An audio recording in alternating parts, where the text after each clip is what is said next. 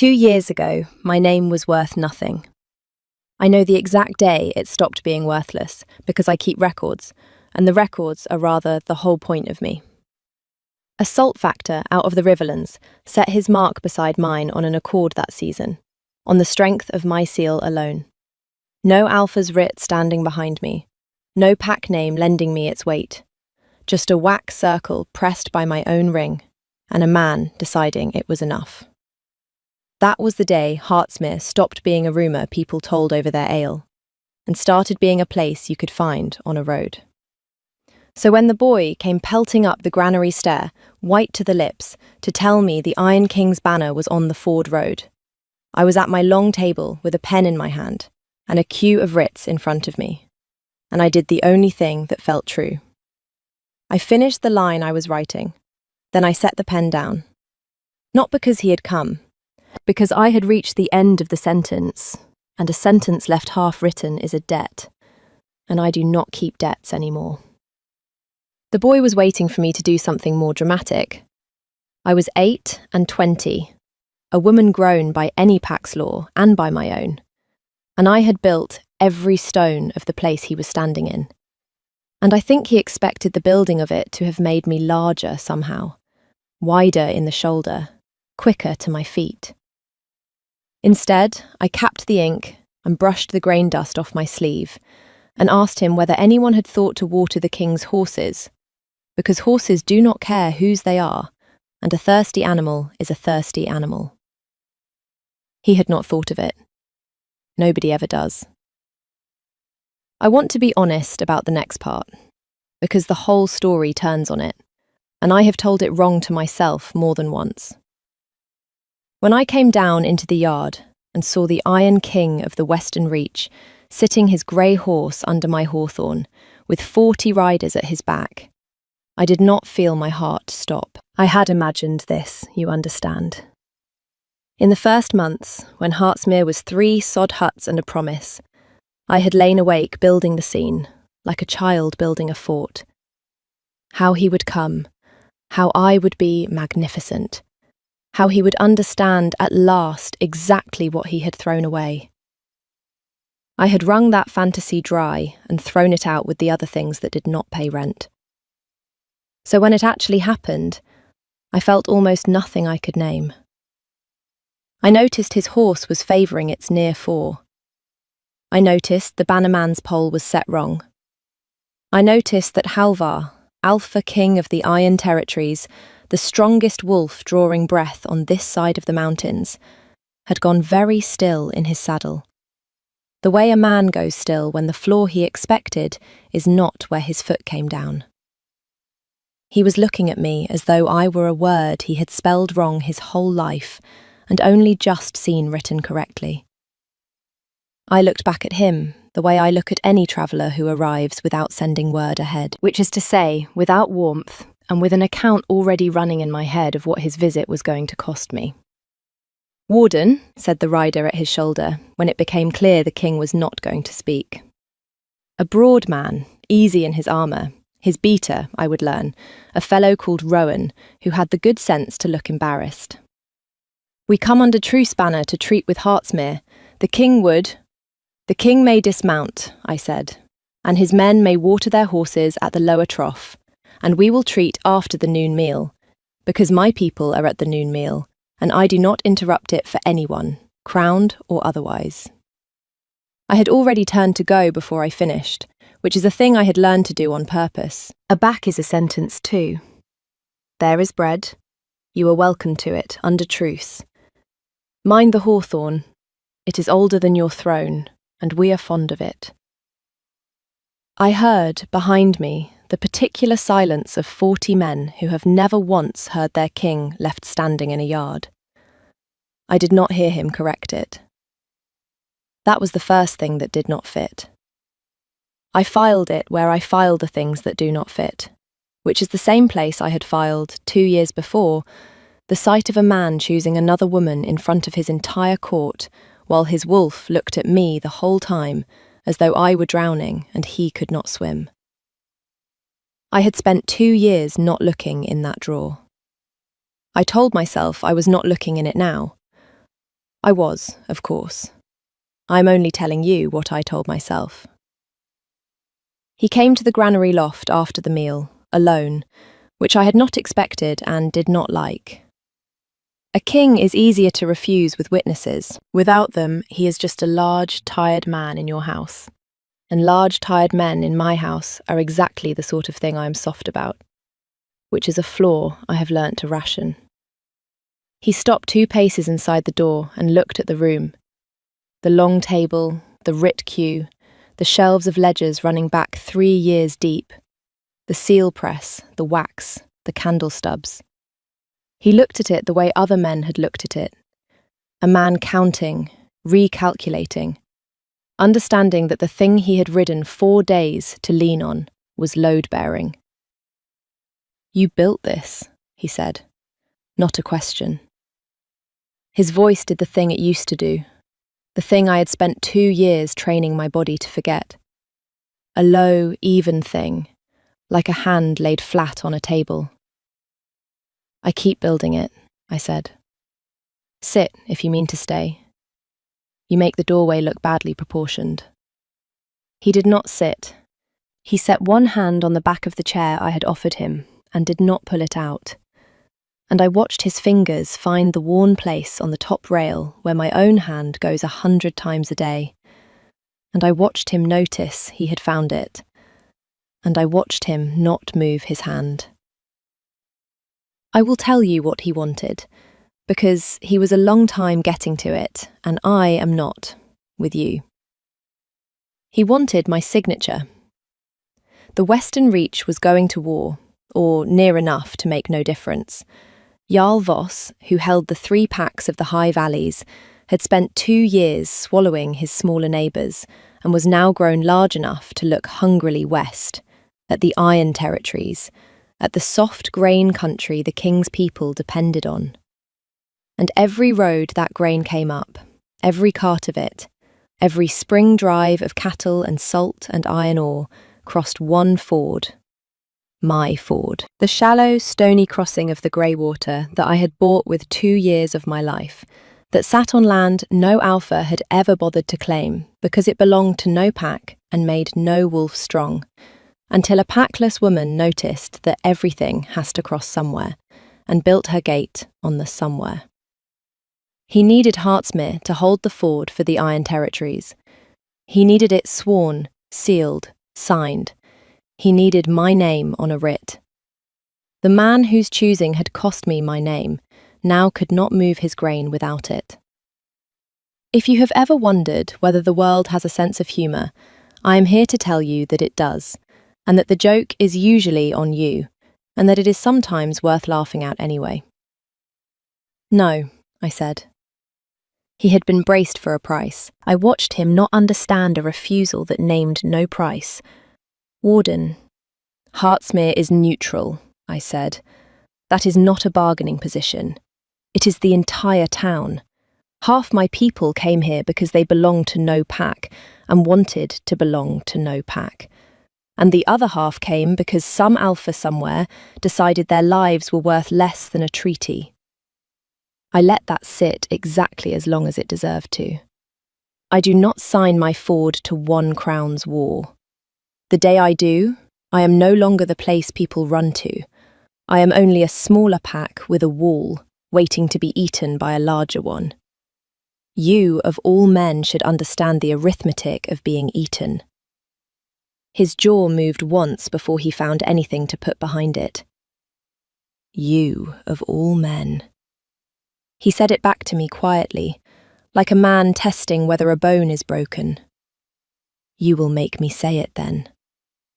"I will make you say nothing," I said. "I will make you drink your ale and ride home. Those are different requests, and I have only made the second one. I should tell you about the hawthorn now, because it matters later, and I would rather you have it. There is a hawthorn at the edge of my land, the one I told him to mind. And it stood there long before Heartsmere had a name. The first night I came to this crossing, with everything I owned in 2 saddlebags and not one soul who would have noticed if I drowned in the ford. I slept under it. In the morning, I cut a notch in its trunk to mark where my land would start. And over 2 years, that notch had healed into a pale seam the shape of a closed eye. And I had got into the habit, walking the bounds, of laying my hand on it. People thought it was sentiment. It was account keeping. It was me reminding myself of the size of the thing I had been when I started, so that I would not lie to myself about the size of the thing I had become. I am telling you this because when Jarl Voss arrived 3 days later, and he did arrive, with his own banner and his own truce that fooled no one, the first thing he did, before he had so much as asked for bread, was ride his horse up to my hawthorn and rest his gloved hand against the trunk in the exact place mine goes, and smile at me, to let me know he had been told what it meant, and that nothing of mine was private from him. I have met cruel men. Most of them are loud. Voss was the other kind, the kind that does small things precisely so you will lie awake wondering how much he knows. He came, he said, to make Heartsmere an offer the Iron King could not. Where Halvar wanted my ford sworn to his war, Voss wanted only to recognise Heartsmere, formally, in front of witnesses, under the old border law, as a holding under his protection. A free town, he said, needs a friend with an army. He said the word friend, the way you would set down something you intended to pick back up later. And then, at the gathering I called that evening in the long hall, with my council and Halvar's men and Voss's, at the same trestle tables under the same rafters, he sprang the thing he had ridden 4 days to spring. And I will give him this, it was beautifully made. He stood, and he was courteous, and he produced a roll of vellum, and he reminded the hall, gently, as a man reminds children of a rule for their own good, that under the border law of the old accord, unclaimed marchland reverts to the nearest sworn jarl unless it is held under the writ of a recognised alpha. Heartsmere was marchland. Heartsmere held no alpha's writ. Its warden was packless, by her own loud preference. Therefore, Heartsmere, in law, in front of all these good people, was already his. He was not seizing anything. He was merely, regretfully, correcting a clerical oversight. He would, of course, honour my stewardship. He said steward the way he had said friend. The hall went very quiet. My counsel looked at me. I felt the 2 years under my feet tilt, because the worst thing about a beautiful trap is that part of you admires it even as it closes. If you have come this far with me, stay a little longer. What happens in the next hour is the part I have never been able to explain to my own satisfaction, and I have had a long time to try. Sit with me through it, and if this is the kind of story you would tell someone else, you know what the little bell beneath this does. Because I will tell you what happened next, and it was not me. It was Halvar. He rose from his place, and a king rising is a thing a hall feels in its floorboards, and he did not look at Voss. He looked at me, and then he looked at the vellum, and then he said, in that flat, low voice that needed no volume because no one in the history of his life had ever talked over it, "The writ exists." Voss's smile faltered, which I enjoyed more than I will admit. "My lord king, the marchland has no Heartsmere holds the writ of a recognised alpha." Halvar set his own hand flat on my long trestle, on the worn place, and I understood that he had found the worn place on every table in my life and meant to keep finding it. I granted it. 2 years passed. It is recorded in the iron rolls under the king's own hand. The warden of Heartsmere holds her ford by my writ and has since the season she raised her first wall. He let that land. Bring the rolls, Roan. Jarl Voss is welcome to read them. He will find the ink old. It was a lie. I knew it was a lie, because I had been there 2 years ago, in his court, the day my name was worth nothing. And there had been no writ. There had been a man choosing someone else, while his wolf wept at me across a crowded floor. It was a lie, and he told it without a flicker, in front of 40 of his own men who could have called it, and not one of them did. They closed around the lie like a fist. And I sat there in my own hall and watched the Iron King spend his honour. The one currency a king cannot mint more of, to buy back a town for a woman who had just refused him to his face. Voss left within the hour. He was still smiling. That was the part I did not like. I found Halvar afterward at the hawthorn, alone, looking at the pale, closed-eye seam in the bark and not touching it, which I noticed because Voss had touched it and he had not, and the difference between those two men was suddenly the whole world. There is no writ, I said. There will be by the time he sends a rider to check. He did not turn. I will sign it tonight, and a man will ride it back to the rolls, and the ink will be old enough to drink. It is a small forgery. I have done worse, for worse reasons. Why? He was quiet long enough that an owl said something in the dark and meant it. Because I will not watch it happen to you twice, he said.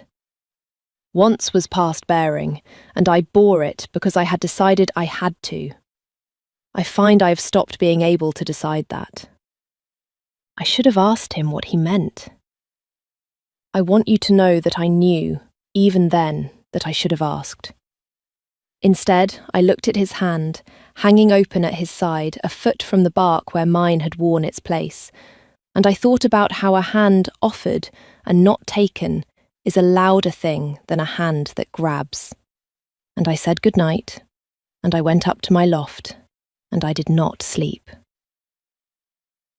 The thing he had been hiding, I found by accident, 2 days later, which is how the best-kept things are always found. Rowan brought me the writ to seal, the forged grant, ready for my ring, so that the lie would have my own wax behind it and be a lie we told together.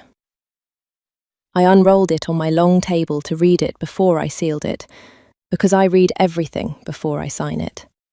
That habit is the most expensive lesson of my life, and I will not unlearn it for any king. And folded inside it, by mistake, in haste, in the dark, was another page, an older page, cut from the iron rolls themselves and never meant to leave them. It was the betrothal record from 2 years past, the official one, the lunar line, where a king's chosen mate is entered in his own hand before the pack and the moon. And there, on the line, was the name of Lady Audra of the High Valleys, Voss's daughter, the woman he had chosen in front of his court and me. But in the margin beside her name, small, in the king's own hand, not struck through, not blotted, kept, was mine, and beneath both names, in the same hand, a single line of accounting. The kind of note a man makes to himself so he will not be allowed to forget what a thing cost. V holds the Greywater villages, will burn them and her with them if I do not take the daughter. Choose the living over the chosen. I sat down in the floor of my own granary, which I had not done since the first winter, and I read it 4 times. He had not thrown me away. He had been held at the throat, with my whole village in his other hand. Voss had owned the country I came from, my mother's village, the people who had not noticed when I left because they were too busy staying alive under that man's boot. And Voss had made the king a sum. Take my daughter, ally your iron to my valleys, or I put the western Greywater to the torch, and the healer's girl your wolf keeps watching with it. And Halvar, who could not save everyone, had chosen to save the most people and lose the one. He had stood up in front of his court and broken his own wolf and let me believe he was a coward. Because a coward is survivable and a corpse is not. He had let me hate him for 2 years so that I would be alive to do it. He had kept my name in the margin the whole time. I want to tell you I went and found him and we sorted it out like reasonable people. We did not. I went and found him and I was furious, which surprised us both. I found him in the lower yard, checking his greys near 4, the one I had noticed favouring 4 days and a lifetime ago. And I put the page down on the rail in front of him without a word and watched his whole body understand what I had read. You let me think, I said, and could not finish it, which is the truest sentence I have ever spoken. So I will leave it broken for you the way I left it for him. You were alive to think it. He did not reach for me. He gripped the rail instead, and his knuckles went white on the wood. And that was the closest the King of the Iron Territories came, in front of me, to coming apart. I made the arithmetic, and I would make it again. I would rather you alive and hating me on the far side of the mountains than safe in my hall as ash. I am not asking you to forgive the choosing. I am asking you to believe I never once unchose you. The bond does not let me. I stopped wanting it to. You married her. I signed a treaty, he said. There was no bond. You cannot complete what was never true. Audra knew it before I did. She has spent 2 years finding her own road out of her father's house, and she has nearly found it. The marriage is paper. You are the part that was real. He looked at the page on the rail, at my name in the margin, and something in his pride, the great cold breastplate of it, the thing his whole court had never once seen dented, buckled in front of me, quietly, like a roof under snow. I have ruled for 11 years, and I have never wanted anything I could not order brought to me. And then there was a woman in my healer's hall who set down a basin too carefully when I came in, the way a person does when they have decided not to bow, and my wolf has not had a quiet hour since. I do not know how to want a thing I cannot command. I am very bad at it. You have watched me be bad at it for 4 days. I had. I will not pretend the badness was not the most endearing thing I had ever witnessed. The strongest wolf alive, undone by a woman who would not water his horses without being asked. Voss did not wait for spring. He came for the ford on the dark of the next moon, the way men like him always come. Not in honest war, with banners, but quietly, with axes and pitch, to break the bridge timbers and burn my granary, and leave Heartsmere a smoking lesson to anyone else who thought a free town could stand. He thought the king's men were the threat. He had set his watchers on Halvar's camp. He had not set them on the granary loft, because who watches a clerk? I was awake. I am always awake. It is the other most expensive lesson of my life.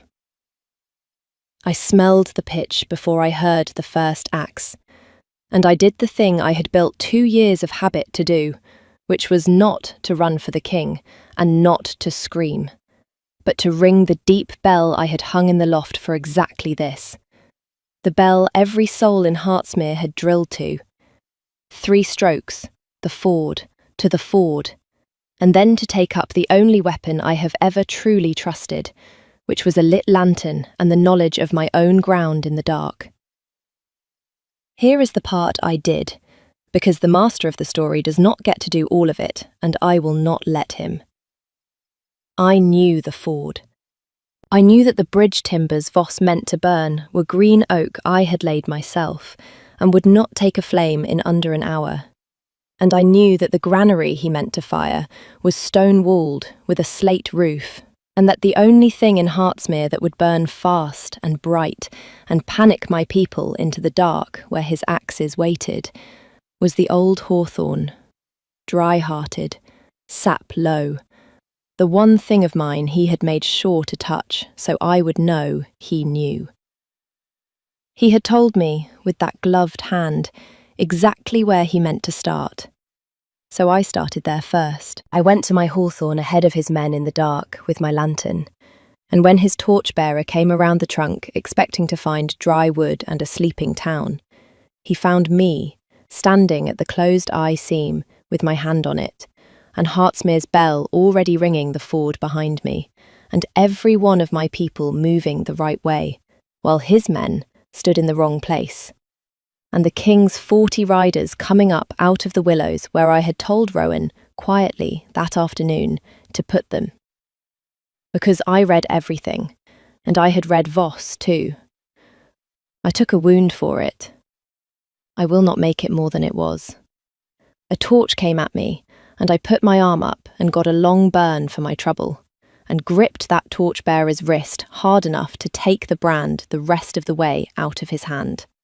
And my palm bled where the iron band of it bit, and I bled on my own hawthorn, which felt, in the moment, less like injury than like signing something. And then Halvar was there. I have told you he is the strongest wolf alive, and I have shown you mostly his stillness, so I will only say this about the other thing. When he came through the dark and saw me bleeding against my tree, with Voss's man at my wrist, the king of the Iron Territories stopped being a man who chose the arithmetic. His control went, the way ice goes, all at once, with a sound.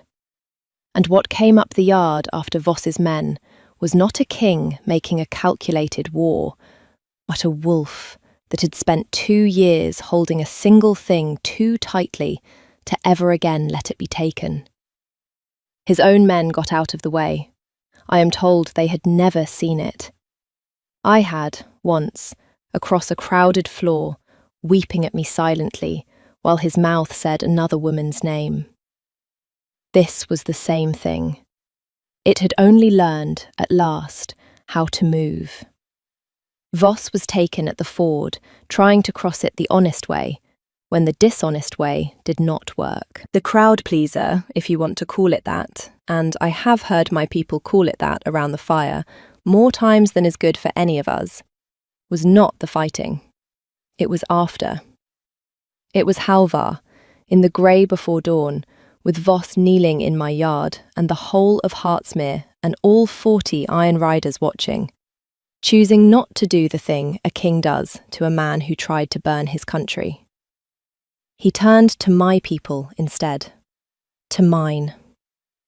2 years ago, he said, and his voice did not need the dawn to be quiet. I let this woman believe I was a coward, to keep this man from burning the village she came from. I told a lie in your hall 4 days past, about a writ that did not exist. I will tell you the truth now, since I have ruined the habit of doing otherwise where she is concerned. He did not look at me to check whether I minded. He had stopped, I think, being able to perform anything. Heartsmere holds its ford by no king's writ. It holds it because she built it, and you keep it, and it was never marchland to be claimed. It was a place, made by a person, and the law that says otherwise is a law made by men like him and me. And it is wrong. I withdraw my claim. I withdraw my war from your gate. The grain will cross because Heartsmere chooses to let it cross, on Heartsmere's terms, or it will not cross at all, and my people will go hungry knowing the reason, and the reason will be just. I have signed a great many things. I have never heard a man unsign his own power in front of the people who give it to him. It is, it turns out, the most expensive forgery of all, and the only one that is not a lie. Voss was sent west in chains to answer to the smaller packs he had swallowed, who had a great deal to say to him and a great deal of time in which to say it. His daughter Audra signed her own name, at last, to her own road, and sent me a single line some months later that I have kept. I never wanted his hall.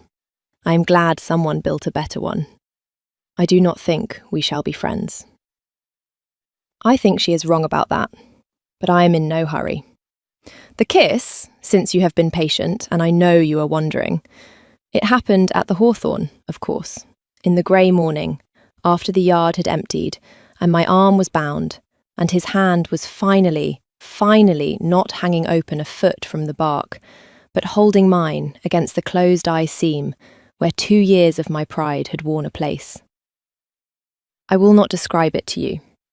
I will only tell you that it felt like the end of a sentence I had been refusing to finish for 2 years, and that when it was done, I was not the size I had been when I started, and for once, I did not mind. A year on now, and I am writing this from the same long table in the same loft, and the writ that Halvar swore into the iron rolls is no longer a forgery, because we made it true the slow, honest way, with both our seals and a great deal of arguing in front of both our councils about whose name went first. Mine did. He insisted, which spoiled the argument entirely. He comes to Heartsmere more than a king ought, and he is still very bad at wanting a thing he cannot command, and I am still soft about large, tired men in my house in a way I have learnt to stop rationing. The grain crosses the ford on our terms. The packless still come up the road in 2s and 3s with everything they own in 2 bags. And I still meet them in the yard, without warmth, and with an account already running. And then I give them bread, because someone gave me a hawthorn and a notch, and a chance to find out the size of what I could become. My name is worth a great deal now. There is a king who will tell you it was always worth everything, that he simply kept it in a margin for 2 years until I was ready to spend it. He is insufferable about this. I let him be, because it is true, and because a man who keeps your name, when keeping it could have killed you, has earned the right to be a little insufferable about having been right. Tell me, did you see it coming? The writ, the margin, the village? Or did you hate him a while too? I would like to know. Sit with me in the comments and say where you are listening from tonight, and what you would have done, standing at the hawthorn with the page on the rail.